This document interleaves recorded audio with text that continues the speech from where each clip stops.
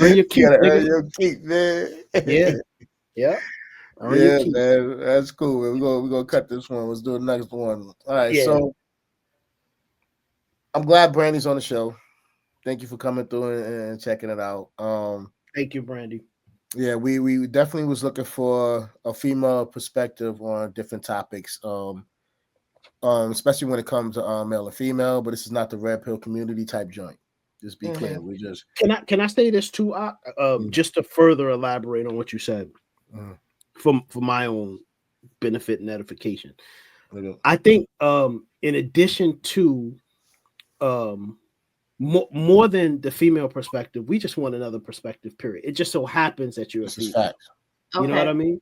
So we understand that there might be things, just generally speaking, that we agree on and things that we don't agree on, regardless of our genders, right? So anything that you add, we appreciate it. Any perspective that you have on things, we appreciate it, whether we agree with it or not. Yep. And any additional perspective or insight that you give because you're a female, we appreciate it as well. So yeah, enlighten us, enlighten the world, enlighten the daily walkers. That's what we talk to. We talk to the daily walkers. Yeah. You know what I mean? So I'm sorry. Go ahead, brother. Yeah, so this video has been going viral during the past week. And let's check it out. Hopefully come out. Can I add on Yeah, I got it. I got you. Oh, you got it.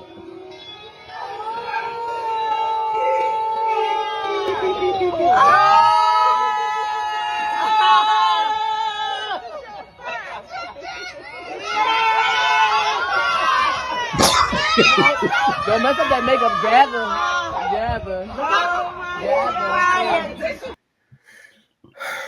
Excuse me. Okay.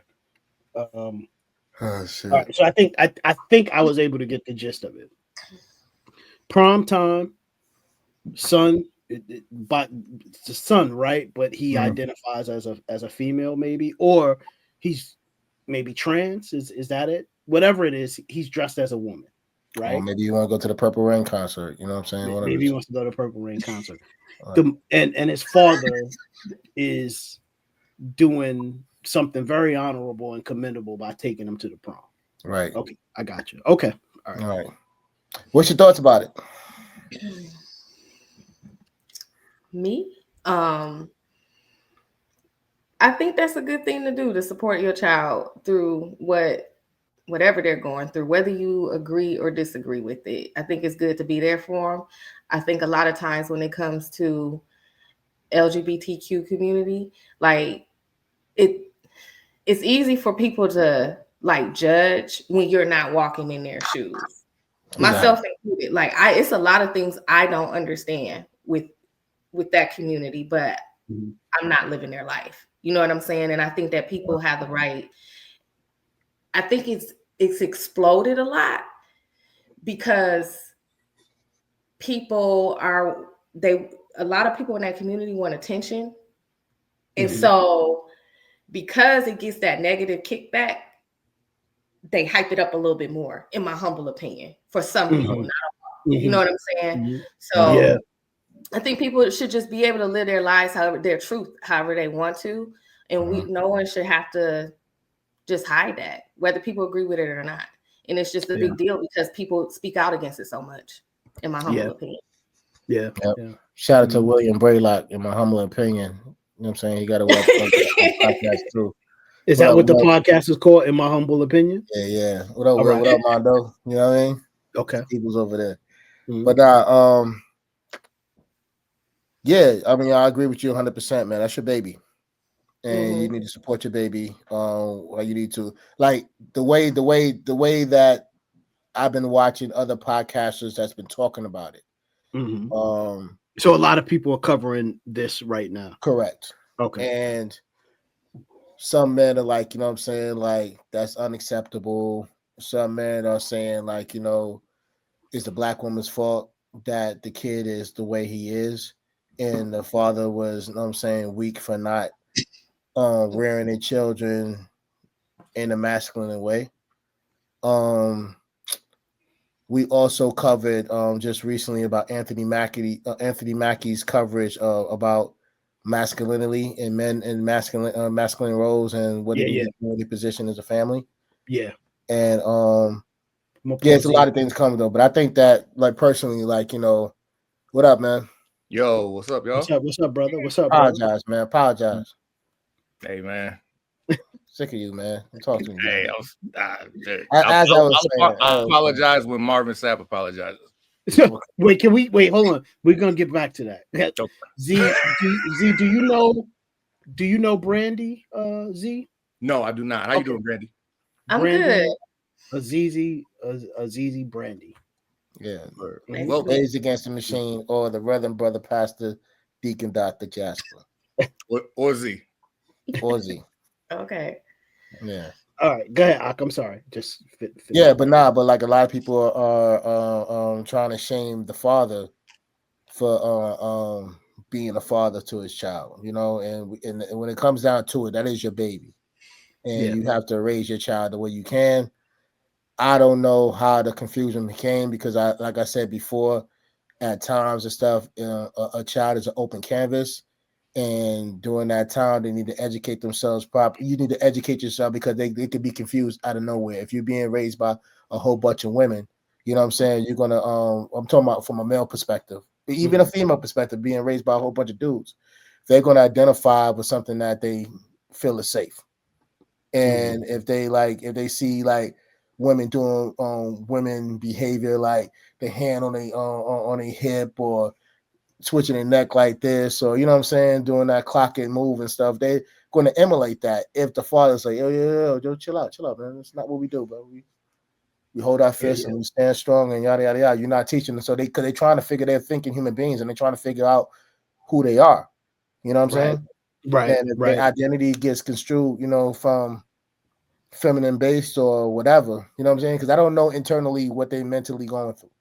You know what I'm saying? Nobody knows. And you don't know if it come from trauma. You don't know if it came from, like I said, just being around a whole bunch of women. You don't know if they come from anything else, sexual abuse, things like that, Yeah. Can I do this though? Because I Z obviously needs context. So let me show it again.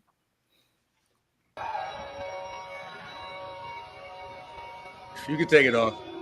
And you know what it is then. Yeah, I don't want to. Yeah, I'm okay.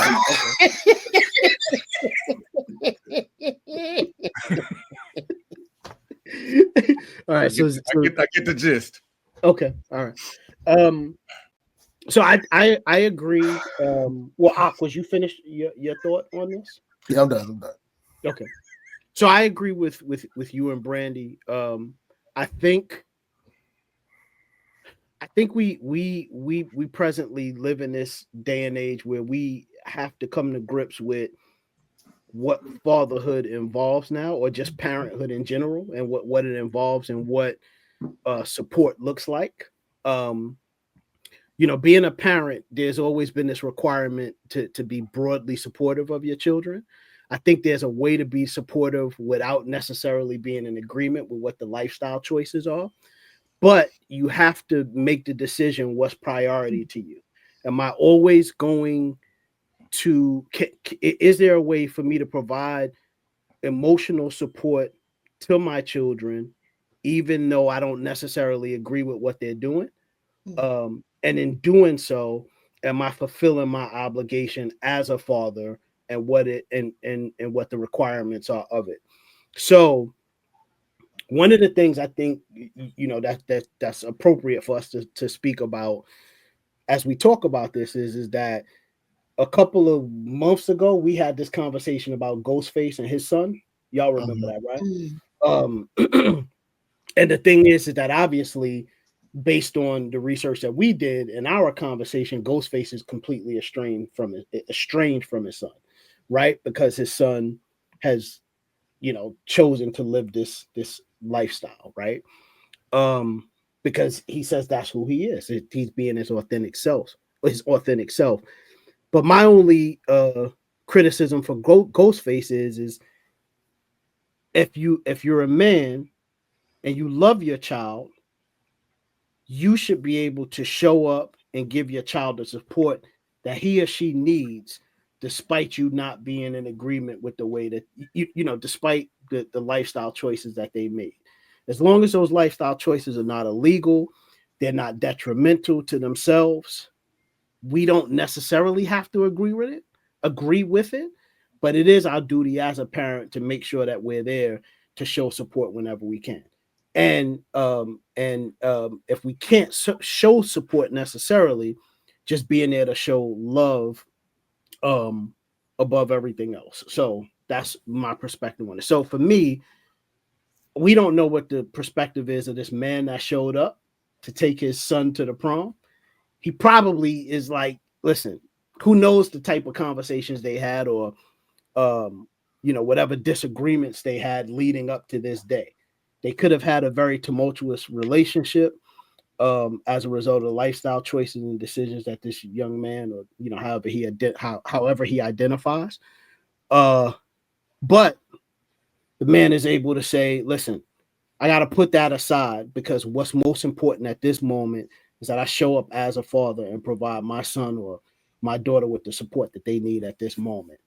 We could get back to that other stuff afterward. So yeah, that's my take on it. Can I interject? Yeah, go ahead, Z.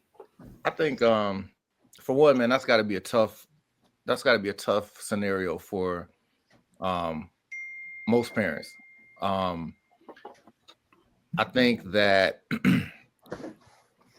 at an early age, like if my parents let me be what I wanted to be when I was, 7, 6, years old, I would be a Power Ranger or something, right? I would have like, would have been some sort of superhero. Thank God my parents had the intellectual fortitude to not let me jump off of a roof and try to fly. Oh, okay. Right? I was the one who was getting that. A good portion of parenting is guidance. My parents always made it a point. Well, my mom in particular, my dad legitimately was my friend. My mom made it a point and still makes it a point to this day to let me know that she's not, for whatever reason. I guess she feels like it's helping me. But what I will say, even at this age, huh? Right? Even at this age, man, 41 years on God's green earth. You know, I'm your only mother, man. Clearly, but it's I think that there it's an important distinction to make, because parents are there for guidance. Elders in general are there for guidance, and we're living in a time where masculinity is under attack in a way that it's never been under attack before, and the first line against said attack is fatherhood, right? So while the world cheers this father on, and I think what he's doing is admirable, because I think a parent supporting their child is admirable. I don't think anybody would ever argue against that.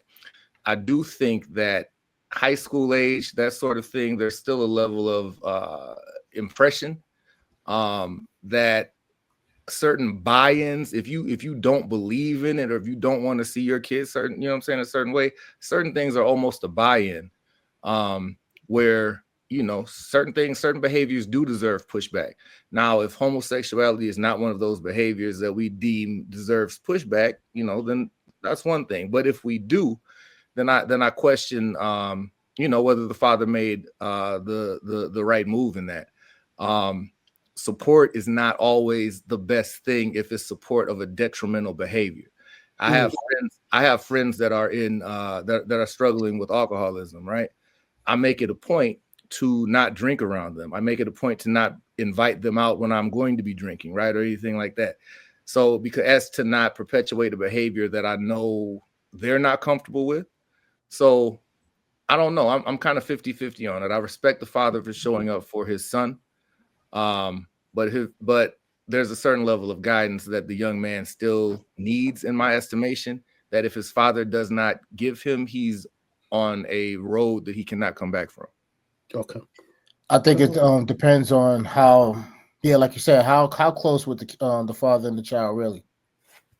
How was that first conversation when he finally said, "Daddy, I'm gay"? You know what I'm saying? Like, did he drink a beer before he had the conversation? Like, you know what I'm saying? Like, how did he process that? Yeah. You want to talk about it? Did somebody touch you? You know what I mean? Yeah. Like, what actually happened? And do they even have movies that talk about parents dealing with? They always have the kid already gay and they're accepting it, but I've never seen a real detailed movie on the relationship of a father and a son in that particular period, in that particular transition, or that whatever happened. Did he have a conversation? I've never seen a movie that based on that. You know what I'm saying? Yeah. You know what? Here's a fundamental question, a rhetorical fundamental question, and that is, can a present father that is masculine in every way ungay his son? Damn, what the fuck, yo? Like think about that. Like just think about that. And I guess it's a philosophical question too, right? And perhaps it's one that we just don't have the answer to, which is why it's a philosophical, rhetorical question. Really think as a parent and being a parent of young adult children is one of the hardest things that I struggle with, and I wish somebody would have prepared me for. You can't control what your kids do. You could try to do everything quote unquote right, and they have their own journey. You can't control that journey, you know. So whether it's them being gay or what kind of other relationships they end up in, all you could do really is drop the knowledge and let them make the decision. One thing my daughters always get mad at me for is that I don't give them the answers all the time. They'll come to me with a problem. We'll talk about the different ways that the different avenues they can take, and I let them make the decision because I want them to be able to make decisions when I'm not here. So I never really, I give them that guidance, so to speak, but it's your life at the end of the day, and you got to live with that. Even when they were younger, I would say, you got a decision to make. Either you can listen to me, even when I'm telling them what to do, you can listen to me or you cannot, but there's going to be a consequence based on whatever decision you make. So, you know, you could try as much as you want to try to dictate what path your child is going to go, but they have their own journey at the end of the day. Yeah. But can you ungay your son? I think there are two types of homosexualities. I think that the vast majority of gay people in the beginning of their homosexual journey are making a choice, are making a conscious choice to do so. Once you make that choice as a man, you're fully there. You know what I'm saying? Like, that's, you know, once you cross that threshold, it ain't no coming back. No coming back from that. But I think that homosexuality, we see more homosexuality today than we have in the history of humanity, because what is the main mechanism in which gay people reproduce? You can't do it biologically, so you have to do it through recruitment. And how does recruitment happen? By pushing a culture, by saying it's okay, by saying it's a choice, by saying I was born this way, right? I have a homeboy growing up. My man Pete, my first best friend, white boy from Colorado. His brother Robbie, you know, me and Pete would be outside kicking a soccer ball, you know what I'm saying? We come in bleeding, punch each other in the eye, you know what I'm saying? Whatever. Robbie, this entire time, and Robbie was Pete's younger brother, and I've known Pete since second grade, man. So you know, whatever grade second grade is, it was very young. Yeah. Robbie was his younger brother. Pete and I would be outside beating each other up, and Robbie would be inside with his mom watching Evita or sewing or doing something completely different. Okay. And Pete has an older brother and his younger brother, Robbie. These are three men that were raised in a dual parent household. Two of them ended up being masculine. One of them ended up being more feminine. Okay. And Robbie, to this day, Robbie's my guy or whatever. I'm not saying anything about any of them that I wouldn't say if they were here, that I wouldn't say if they watched this podcast, right? It's all love. But I have literally seen the maturation of a feminine young man who was raised in the same context as two masculine men. So I can't say categorically that homosexuality, like people are, you know, pulling this out of their ass, excuse the pun intended, because it's a very real thing that I've seen. But the vast majority of homosexuality now, and who the culture is attacking, is vulnerable people that don't know themselves.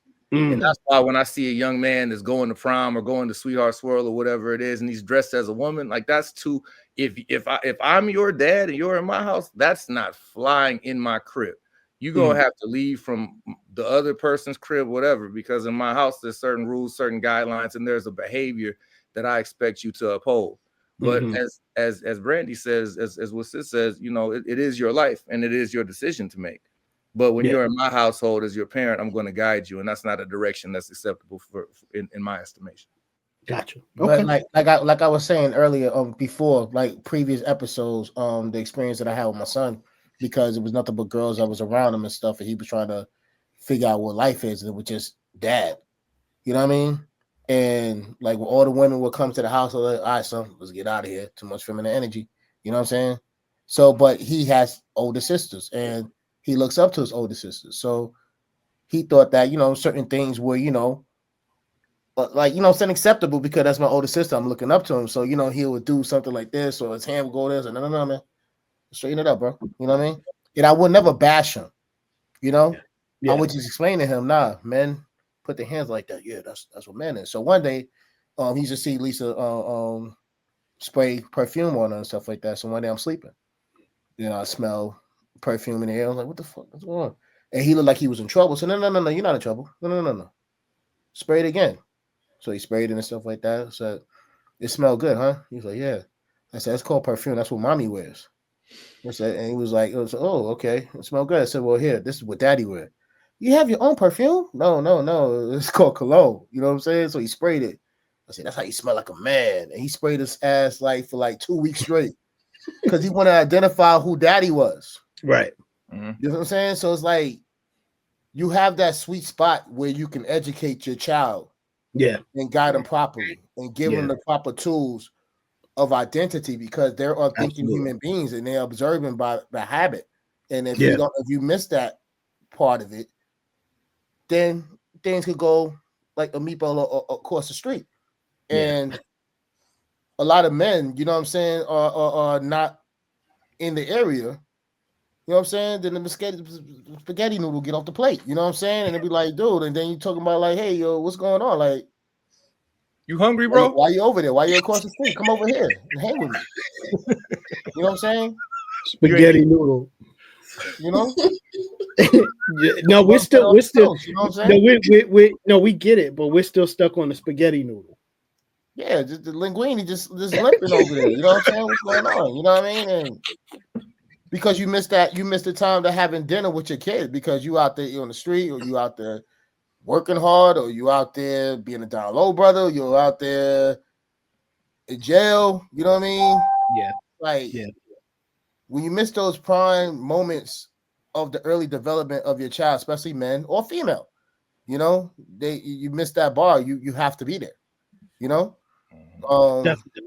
Yeah, that's how I look at it like that. Yeah. But, you know, one of the really quickly. But if you weren't there, I had a similar experience with my father, where I was probably 7 or 8 years old. He came to pick me up from my mom's, and I referred to a guy as a hunk, right? Because I had heard my mom and her friends refer to men as hunks. I didn't know what, you know what I'm saying? I was completely innocent. I didn't have any. My dad I'll never forget this, between Grand Rapids and Flint, where my dad was driving. He pulled the car over on the side of the highway. And he was like, son, what did you say? I repeated what I said. I said, so such is a hunk. My dad was like, son, that's not how men talk. He was like, you're a young man. You don't refer to another man as a hunk. He's like, if you heard your mom say that or something like that, you know, that's how women talk. But men, we don't refer to men that way, you know. And then he said, if you know, whatever, went down the hole. But if my dad was not there, and if I just had the continuation of that feminine energy, and nobody corrected me, and if my mom's friends, which they, you know, they didn't or whatever, but if they did what a lot of women do, which is get super excited the second they see any level of femininity in a man, and they perpetuated that, I can't say to this day I wouldn't, you know what I'm saying? I wouldn't have gone down a different choice would have been different, maybe. I'm as heterosexual as they come. So it's to the point guidance, man. It's all about guidance. Ak, if you weren't there to guide little Ak in that way, I was you know gonna what I'm say. saying? That's how confusion happens, man. So that's the importance of a father, and that's the importance of masculine energy and that duo dynamic. Let's watch this video one more time. Oh, come on. Critically. You know,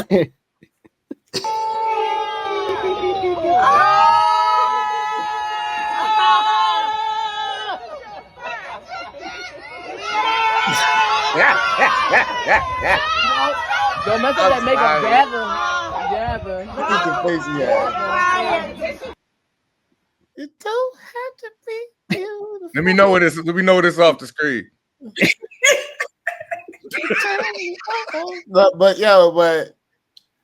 the thing about it is that the majority of women that was cheering were females. Yeah, there was a lot. I mean, that's all I heard of out there was motherfuckers in the females. background. Though. That's all I heard was females. I didn't see any other male out there except for him. Yes. Pops looks sad as hell, if we being honest. Pops Look at it looks again. devastated, nigga. Look at this man's face. Look at Pop's face. Close your mouth.